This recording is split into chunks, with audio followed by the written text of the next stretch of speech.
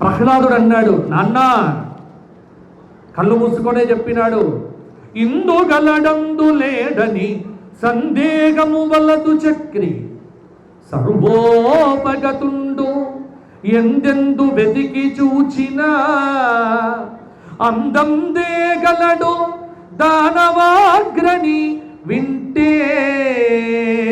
నీవు విశ్వసిస్తే, నీవు నమ్మితే ఆ పరంధాముడు, ఆ పరమేశ్వరుడు, ఆ సచ్చిదానంద స్వరూపుడు, ఆ అఖిలాండకోటి బ్రహ్మాండ నాయకుడు, ఆ పరంధాముడు సర్వత్రా వ్యాప్తమై ఉన్నాడు అనగానే, ఓహో అయితే ఇక్కడ ఈ స్తంభంలో చూపించగలవారా అన్నాడు.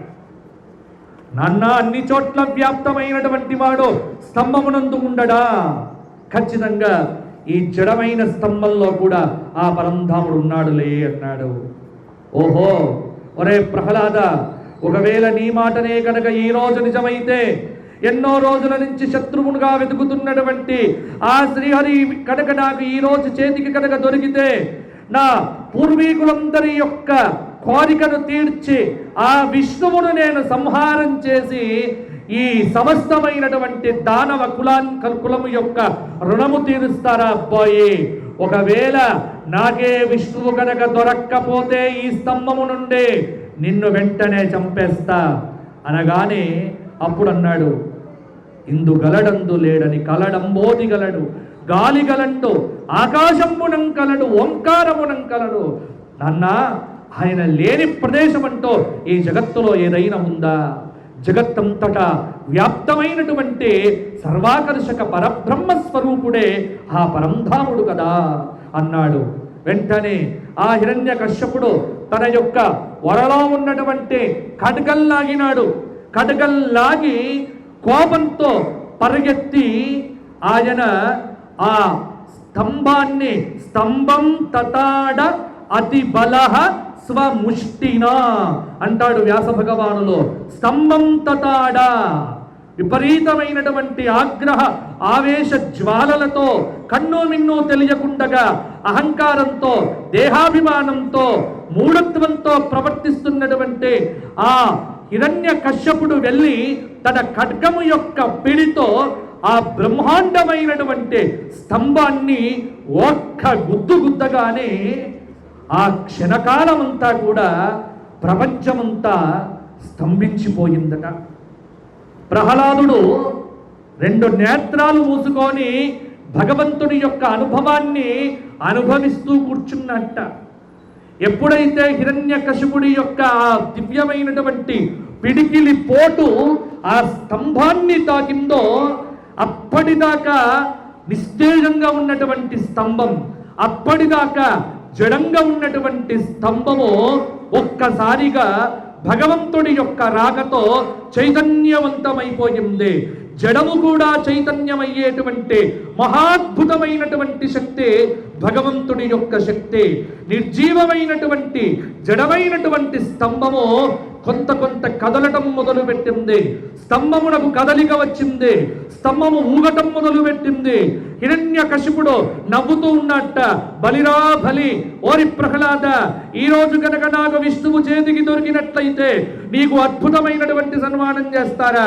కొడుకుగా పుట్టినందుకు నాకు చాలా సంతోషంగా ఉందిరా అని మాట్లాడుతూ నవ్వుతూ ఉన్నటువంటి ఆ హిరణ్యకశ్యపుడు విర్రవిగుతూ ఉంటే, దేవ గరుడ గంధర్వ కిన్నర కింపురుషాది మాననీయ మహత్తర మహర్షులెల్లా కూడా ప్రపంచానికి ఏదో భంగం కలగబోతోంది అన్నట్టుగా భయపడిపోతూ ఉంటే, చతుర్ముఖ బ్రహ్మ కైలాసంలో కూర్చున్నటువంటి ఆ సాంబ సదాశివుడు పార్వతీదేవితో కలిసి వడివడిగిన అడుగులు వేసుకుంటూ ఆ హిరణ్యకశ్యపుడి యొక్క పట్టణానికి తిరిగి రాగా, అప్పటికే జడమైనటువంటి స్తంభము అద్భుతమైనటువంటి చైతన్యవంతమైనటువంటి ప్రకాశంతో కదలటం మొదలు పెడితే, కదులుతున్నటువంటి స్తంభము ఒక్కసారిగా రెండు ముక్కలుగా శబ్దముతో ప్రేలిపోగా, దాని నుంచి అకార ఉకారమకారాత్మకమైనటువంటి ఓంకారం అనేటువంటి శబ్దము, అంటే భగవానుడు నిర్గుణ నిరాకార పరబ్రహ్మ సగుణ సాకార పరబ్రహ్మ స్వరూపాన్ని ధరించబోతూ ఉంటే ఈ జగత్తంతా ఉన్నటువంటి నిర్గుణమే సగుణంగా మారబోతూ ఉన్నది. సగుణ సాకార పరబ్రహ్మ రూపము లేనటువంటి వాడు రూపాన్ని ధరించబోతున్నాడు, పేరు లేనటువంటి వాడు పేరు పెట్టుకోబోతున్నాడు. సర్వము శక్తితో నిండినటువంటి వాడు ఒకే చోట ప్రకాశించబోతున్నటువంటి అద్భుతమైనటువంటి సమయము. ఆ సమయము సంధ్యాకాలం అయిపోయింది. ఆ సమయము వైశాఖ మాసంలో శుక్లపక్ష చతుర్దశిగా మారిపోయింది. ఆ సంధ్యాకాల ఆ అద్భుతమైనటువంటి సమయంలో స్వాతి నక్షత్రము సముత్పన్నం కాగా దేవగరుడ గంధర్వ కిన్నర కింపురుషాది మాననీయ మహత్తర మహర్షులు వశిష్ఠ వామదేవ జాబాలి కాత్యాయన మార్కండేయ సనక సనందన సనత్కుమార సనత్సుజాదాది మాననీయ మహత్తర మహర్షులు తమ హృదయ పుండరీకమును అద్భుతంగా ధ్యానిస్తూ అర్చిస్తూ సేవిస్తూ ఆ పరంధాముడి యొక్క భవ్య దివ్య అపురూప అద్భుత నామాన్ని విశేషంగా కీర్తిస్తూ ఉండగా నారదాది మహర్షులు తుంబురాది సమస్తమైనటువంటి దేవాది సమస్తమైనటువంటి గంధర్వలోకంలో ఉన్నటువంటి వారు యక్షలోకంలో ఉన్నటువంటి వారు రెండు చేతులెత్తి ఆ స్వామిని కీర్తిస్తూ ఆ స్వామిని స్మరిస్తూ ఉండగానే ఆ అద్భుతమైనటువంటి స్తంభము రెండు ముక్కలుగా కింద పడిపోగా నవకోటి సూర్య ప్రభామండిలమైనటువంటి విశేషమైనటువంటి భాస్పుర తేజముతో ఆ ఒక దివ్యమైనటువంటి 9 కోట్ల సూర్యులు ఒక చోట ప్రకాశిస్తే ఎంత కాంతి ఉంటుందో అంత అద్భుతమైనటువంటి కాంతితో ఒక తేజస్సు. ఆ తేజస్సు నుండి అద్భుతమైనటువంటి నాగల్లలాగా ఉన్నటువంటి గోర్లు నఖములు, ఆ నఖముల పైన అద్భుతమైనటువంటి గల్లు గల్లు అనేటువంటి శబ్దాన్ని చేసేటువంటి గంటలు మోగుతూ ఉంటే ఆ స్వామి పచ్చనైనటువంటి అరుణ వస్త్రస్థగితమైనటువంటి విశేషమైన పీతాంబరాన్ని చక్కగా ధరించి పిడికిట్లో పట్టేటంత నడుము, ఆ నడుముకు పెట్టుకున్నటువంటి అద్భుతమైనటువంటి ఒడ్యానము, ఆ ఒడ్యానము పైన ఉన్నటువంటి కఠిన కక్రచ కరాల విశాల అద్భుతమైనటువంటి జగనస్థలము పైన ఉన్నటువంటి వక్షస్థలము, ఆ వక్షస్థలము కఠినమై కక్రచమై కరాలమై భీషణమై అద్భుతమై విశేషంగా ప్రకాశిస్తూ ఉంటే ఆ స్వామి రెండు చేతులు సహస్ర భుజములు కాగా ఆ 1000 భుజములలో 1000 ఆయుధాలు రాగా ఆ స్వామి పెట్టుకున్నటువంటి జూలు యొక్క ప్రకాశము ఈ లోకాన్ని చైతన్యవంతం చెయ్యగా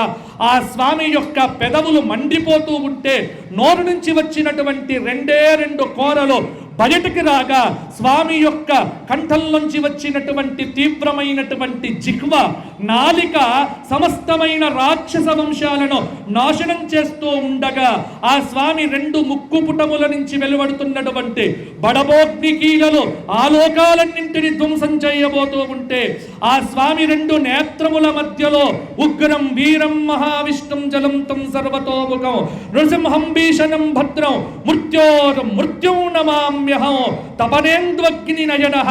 ఒక నేత్రము సూర్యనేత్రమై ఒక నేత్రము చంద్రనేత్రమై మధ్యలో ఉన్నటువంటి నేత్రము అగ్నినేత్రమై ఆ 3 నేత్రములతో భాసిల్లుతో ఆ స్వామి యొక్క జటలన్నీ కూడా ఈ ప్రపంచాన్ని కదిలించబోతూ ఉంటే అటువంటి అద్భుతమైనటువంటి స్వరూపంతో ఆ స్వామి సత్యం విధాతుం నిజ భృత్య భాషితం వ్యాప్తించ భూతేష్వఖిలేషు చాత్మనః అదృశ్యతాత్యద్భుత రూపముద్వహన్ స్తంభే సభాయాం న మృగౌ న మానుషం. స్తంభే సభాయాం న మృగౌ న మానుషం. అది మృగాకారము కాదు, అది కేవలమైనటువంటి మానవాకారం కాదు. 2 కలిపినటువంటి నర మృగ అలంకార స్వరూపంతో నరహరి అనేటువంటి 2 పదములు కూడి నరహరి అయి నరసింహుడై సుప్రసిద్ధుడై అద్భుతుడై అప్రమేయుడై అనంతుడై అద్భుతమైనటువంటి స్వరూపంతో తన 1000 భుజముల మధ్య ఉన్నటువంటి 2 భుజములతో ఆ హిరణ్యకశ్యపుడి యొక్క వక్షస్థలాన్ని ఒక్క గుద్దు గుద్ది వాడి వక్షస్థలాన్ని చీల్చి వాడిలో ఉన్న ప్రేగులన్నీ తన కంఠమునందు ఒక్కసారిగా మాలలుగా వేసుకొని ఆ స్వామి కఠిన కక్రచ విశాల అద్భుత గంధపేరుండ దివ్య లక్ష్మీ నరసింహుడిగా ఈ జగత్తంతా భాసిల్లుతూ ఉంటే అంతటా వ్యాప్తమైనటువంటి ఆ ఉగ్రమైనటువంటి లక్ష్మీ నరసింహుడి యొక్క మహోత్కృష్టమైనటువంటి అపురూప అద్భుత లావణ్య దివ్య తేజస్సును చూచినటువంటి బ్రహ్మాది దేవతలంతా తమ శిరస్సులు వంచి నమస్కారము చెయ్యగా ఈ లోకానికి పట్టినటువంటి బెడదను తొలగింపజేసి తాను నమ్మినటువంటి భక్తుడి యొక్క మాటను నిజం చెయ్యటానికే తాను ఎప్పుడూ ఈ లోకంలో ఉంటాను అని చెప్పటానికి సత్యం విధాతం నిజ భృత్య భాషితం, నన్ను నమ్మినటువంటి వాడు ఎప్పటికీ కూడా నష్టపోడు, నమే భక్త ప్రణశ్యతి అని ఆ ప్రహ్లాదుడి యొక్క శిరస్సు మీద తన అభయహస్తాన్ని ఉంచి ఈ జగత్తుకు పరమ పావనమైనటువంటి దివ్యాతి దివ్య భవ్య అనుగ్రహాన్ని అందించినటువంటి ఆ నరసింహుడే యాదగిరిగుట్టలో పంచ నరసింహ స్వరూపముతో, ఖాద్రి క్షేత్రములో దివ్యమైనటువంటి స్వరూపంతో, హరిహరపుర క్షేత్రంలో అపురూప లావణ్య సముజ్వల లక్ష్మీ నరసింహ స్వరూపంతో, పరమ పవిత్రమైన గోదావరి తీరంలో ధర్మపురి క్షేత్రములో పవనాశన పీఠాయ గౌతమి తీరవాసిని శ్రీమద్ ధర్మపురీశాయ శ్రీ నృసింహాయ మంగళం. ఆయన యోగ నరసింహ స్వరూపంతో, ఉగ్ర నరసింహ స్వరూపంతో ఈ లోకముల యందు ఎన్నో క్షేత్రముల యందు వేదాద్రిలో, యాదాద్రిలో, అలాగే మంగళగిరిలో ఖాద్రి లక్ష్మీ నరసింహస్వామిగా ఇలా అనేక వేల వందల క్షేత్రముల యందు తమ దివ్యమైనటువంటి తేజస్సుతో అవతరించి ఈనాటికి ఎవడుకు పిలిచిన వాడి యొక్క విశేషమైనటువంటి అభీష్టములను తీరుస్తూ అత్యంత దయ కలిగినటువంటి దేవాది దేవుడైనటువంటి లక్ష్మీ నరసింహస్వామి వారిని మించినటువంటి దైవము ఈ జగత్తులో ఇంకొక్కటి ఉంటుందా?